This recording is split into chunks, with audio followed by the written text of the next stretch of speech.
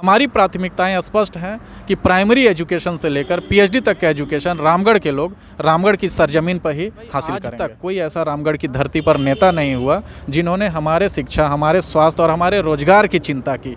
जितने भी नेता आए उन्होंने सड़क, बिजली, पानी का लॉलीपॉप दिया। नीति बनाने की बात आती है, जब कानून बनाने की बात आती है, जो विधि बनाने की आती है, उसका एकमात्र स्थान जहाँ पे ये बनते हैं और वो है संविधान का मंदिर, लोकतंत्र का मंदिर। विधानसभा जाने का रास्ता सिर्फ चुनाव होकर ही जाता है, कोई और तरीका नहीं है कि विधानसभा होगा, तभी उससे संबंधित नियम और कानून बनाए जा सकते हैं। कि रामगढ़ विधानसभा जो कि शिक्षा, स्वास्थ्य और रोजगार के मामले में काफ़ी निचले पायदान पर है, हम इस उपचुनाव में इतिहास रचने वाले हैं।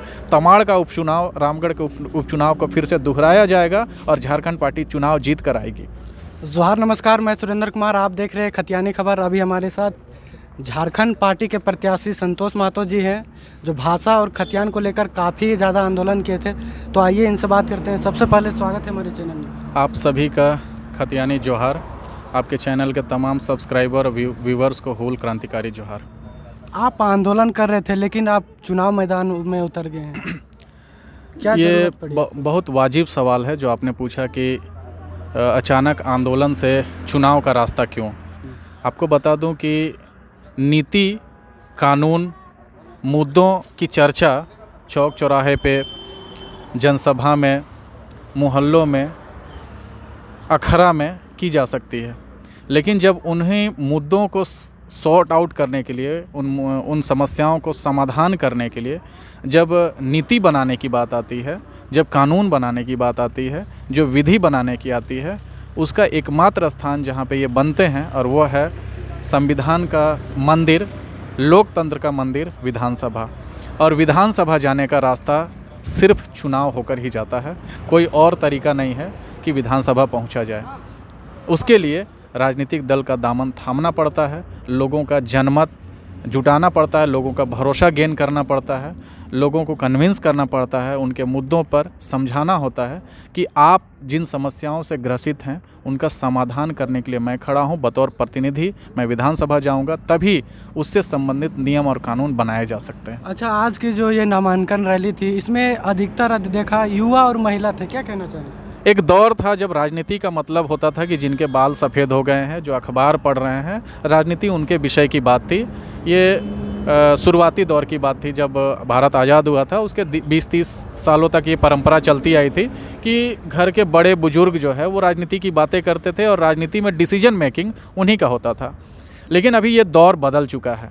झारखंड युवाओं का राज्य है, यहाँ के 75 से ज़्यादा % आबादी युवाओं की है और झारखंड की राजनीति को प्रभावित और झारखंड की राजनीति को संचालित करने का काम यहाँ के युवा कर रहे हैं। और यही दारोमदार हमारे संगठन का भी है और यही दारोमदार और यही चेहरा मेरा भी है। मैं रामगढ़ विधानसभा में युवाओं का प्रतिनिधित्व करता हूँ। युवा जो शिक्षा, स्वास्थ्य और रोजगार संबंधी ख्वाब देखते हैं, उन ख्वाबों का मैं पैरवीकार हूँ। उन ख्वाबों को पूरा करने के लिए मैं हमेशा समर्पित रहता हूँ। अच्छा, आपकी चुनावी वादा क्या है जनता के पास?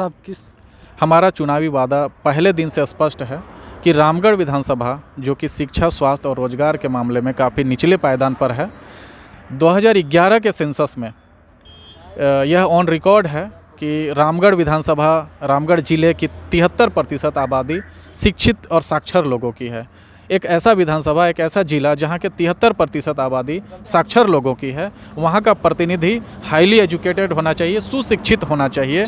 इसलिए हमारी प्राथमिकताएं स्पष्ट हैं कि प्राइमरी एजुकेशन से लेकर पीएचडी तक का एजुकेशन रामगढ़ के लोग रामगढ़ की सरजमीन पर ही हासिल करेंगे। अगर आप चुनाव जीतते हैं तो आप सबसे पहले रामगढ़ की जनता के लिए क्या करेंगे? जिस तरीके से रामगढ़ के कोने कोने में हमें और हमारी पार्टी को जन समर्थन मिल रहा है, लोग खुलकर सामने आ रहे हैं और हमारे मुद्दों को लोग स्वीकार कर रहे हैं, चाह रहे हैं, पसंद कर रहे हैं कि भाई आज तक कोई ऐसा रामगढ़ की धरती पर नेता नहीं हुआ जिन्होंने हमारे शिक्षा, हमारे स्वास्थ्य और हमारे रोजगार की चिंता की। जितने भी नेता आए उन्होंने सड़क, बिजली, पानी का लॉलीपॉप दिया, गुब्बारे दिए, जो कि एक समय के बाद फूट जाता है, ख़राब हो जाता है। आप पहली दफ़ा झारखंड पार्टी के बैनर तले चुनाव लड़ रहे हैं, जिनका मुद्दा है कि शिक्षा, स्वास्थ्य और रोजगार के मामले में यहाँ के लोगों को सक्षम, सबल और स्वावलंबी बनाएंगे। आपके पास एक चुनौती है, चुनौती इसलिए कि जो महागठबंधन है और यूपीए एनडीए दोनों मिलकर लड़ रहे हैं, लेकिन आप अकेले देखिए, ये यूपीए और एनडीए के लोग चाहे जितना भी गठबंधन बना लें, इस चुनौती को आप कैसे लड़ेंगे? मैं इस चुनौती को स्वीकार करके ही चुनावी जंग में हूं। और आपको बता दूं कि चाहे इनका गठबंधन जितना भी बड़ा हो, जितना भी मजबूत हो, लेकिन लोकतंत्र में विजयी हमेशा वही होता है जिसको ज़्यादा से ज़्यादा लोग पसंद करते हैं। इनके साथ गठबंधन के लोग हैं, बड़े नेता लोग हैं जो सिर्फ ख्याली राजनीति करते आए हैं, उनका ज़मीनी हकीकत से कोई लेना देना नहीं है। झारखंड पार्टी के प्रत्याशी के तौर पे मैं यहाँ आया हूँ। लोग मुझे पहचानते हैं कि संतोष कुमार महतो संघर्ष और आंदोलन की उपज है। हम लोगों के सुख दुख में शरीक रहते हैं, लोगों के सुख दुख में शामिल रहते हैं, और उनको हमसे उम्मीदें हैं। जिस तरीके से लोगों का समर्थन हमें मिल रहा है, हम इस उपचुनाव में इतिहास रचने वाले हैं। तमाड़ का उपचुनाव, रामगढ़ के उपचुनाव को फिर से दोहराया जाएगा और झारखंड पार्टी चुनाव जीत कर आएगी। रामगढ़ की जनता को क्या संदेश देना चाहेंगे? रामगढ़ की जनता को मैं एकदम खुला और स्पष्ट संदेश देना चाहता हूं कि विगत 18 सालों में आपने जाति को देखकर वोट किया, आपने चेहरों को वोट देखकर दिया, आपके वोट खरीदे गए, आपने अपने वोटों को बेचा है। लेकिन इस बार जागने की ज़रूरत है और यह दिखाने की ज़रूरत है कि रामगढ़ की जनता जागरूक है, शिक्षित है और आत्मसम्मान से भरपूर है। वो अब अपना वोट का सौदा नहीं करेंगे, वो किसी जातीय समीकरण में नहीं जाएंगे, वो पार्टी झंडे को देखकर नहीं, बल्कि एक प्रत्याशी को वोट करें, एक उम्मीदवार को वोट करें जो कि रामगढ़ में पॉलिटिकल क्राइसिस को दूर करे, पॉलिटिकल लीडरशिप के क्राइसिस को दूर करे और उनके हक और अधिकार यानी शिक्षा, स्वास्थ्य और रोजगार के मुद्दे पर चुनाव लड़ रहा है। तो इन मुद्दों को अगर वो अपना स्वीकार करते हैं कि इन मुद्दों से उनके समस्याएँ समाधान होगी, तो प्रत्याशी देखकर, मुद्दों को देखकर आप सही प्रत्याशी चुनें जो बेबाकी से, मुखरता से आपकी समस्याओं को जनसभा से लेकर विधानसभा तक उठाने का काम करेगा।